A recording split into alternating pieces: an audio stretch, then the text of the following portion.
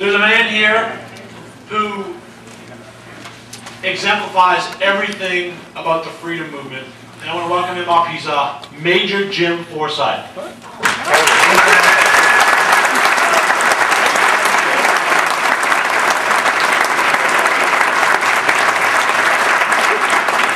Thanks. I'm Jim Forsyth, a 12-year active duty Air Force officer, 4 years, and then 4 years additionally in the reserve and a KC-135 pilot.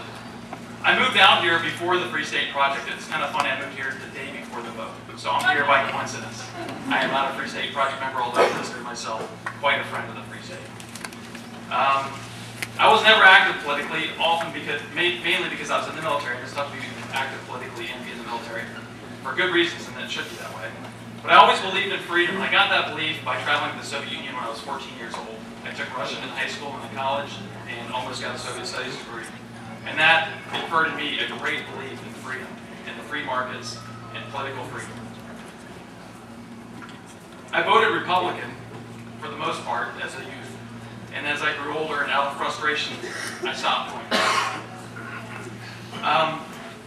But then I started, this is actually, I'll make a plug for Free Talk Live. By chance, I started listening to Free Talk Live before the last Liberty Forum. They were talking about the Liberty Forum, promoting it, and talking about this Dr. Ron Paul guy who I had never heard of because I didn't read the newspaper because it was depressing. And so I came to the Liberty Forum. The speeches that I heard here and listening to Dr. Paul reignited in me a belief in liberty. Not a belief, but a call to action. I did, after the Liberty Forum, after hearing Dr. Paul, I wanted to fight for freedom. With a bunch of Free Staters, I started the New Hampshire Parents for Educational Freedom. Once Kate Rick, who started Ron Paul issue, got hired by the Ron Paul campaign, I helped take that over, along with Chris Lawless. I also became the meetup coordinator for one of the meetup coordinators for Ron Paul in New Hampshire. Last night I got to eat dinner with John Snowden. I got to tell him how, as a 12-year Air Force veteran, I was pretty frustrated over fighting in Bosnia, Somalia, and in Iraq with no declaration of war.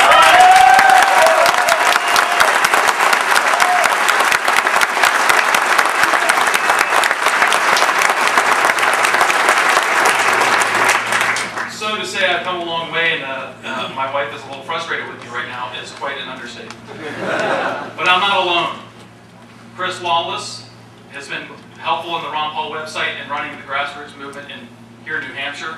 Linda Lagana has done all sorts of graphics work.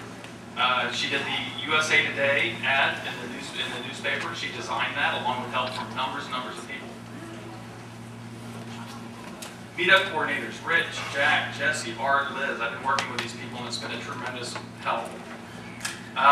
Also, meetup coordinators from all our neighboring states have pitched in. Evan and Avery from New York City have brought 20 to 30 new workers here.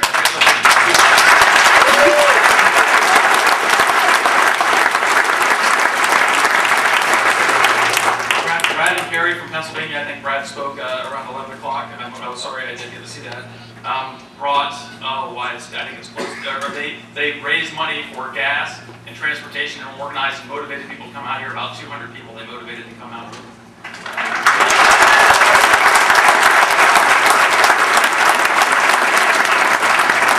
About 3 or 4 weeks ago, I happened to hit a website up that was called Operation Live for Your Guy that was calling on 1,000 people to come to New Hampshire and they would try to work to provide housing.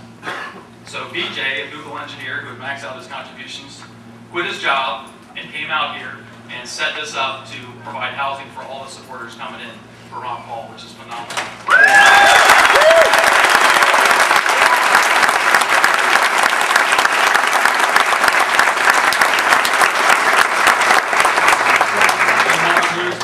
Wes and Roxy, we're part of the advanced team coming in from Operation Live for Your Die to help get things set up. And there's house captains. They've been a phenomenal asset to the campaign. They've been unbelievable. Carl of Ron Paul DVD has worked with a whole group of other people, and they shipped us out here last week 14,000 DVDs for us to hand out to residents of New Hampshire.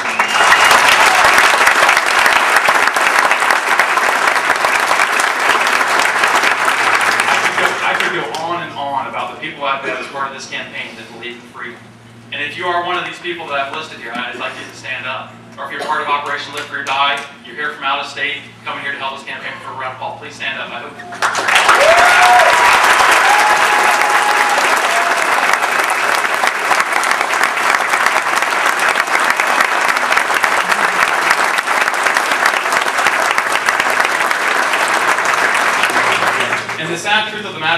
we wanted to get as many of the people from out of state in here as we could, and we were basically told, no, we need to go knock on doors and get out the vote and make sure Ron Paul wins. But we were lucky to have at least 20 or 30 people that have been here for a long time come here with us tonight. Thank you.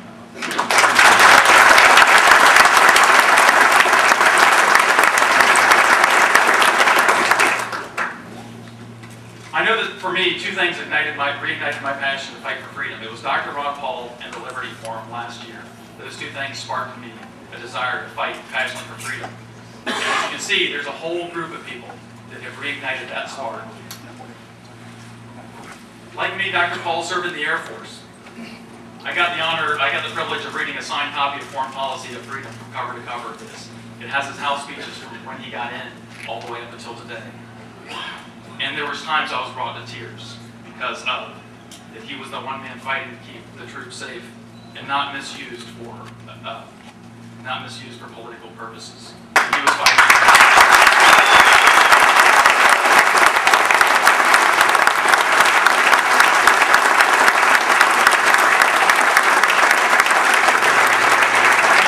He demanded that they actually declare war if they were going to go to war.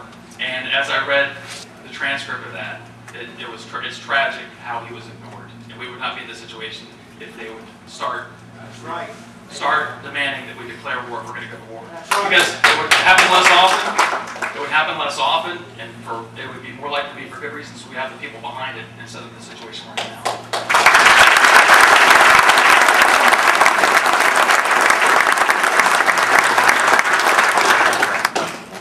What I want to say for the people that I've been working with, I hope this holds, and I hope it holds for everybody in the room. This revolution has just begun. People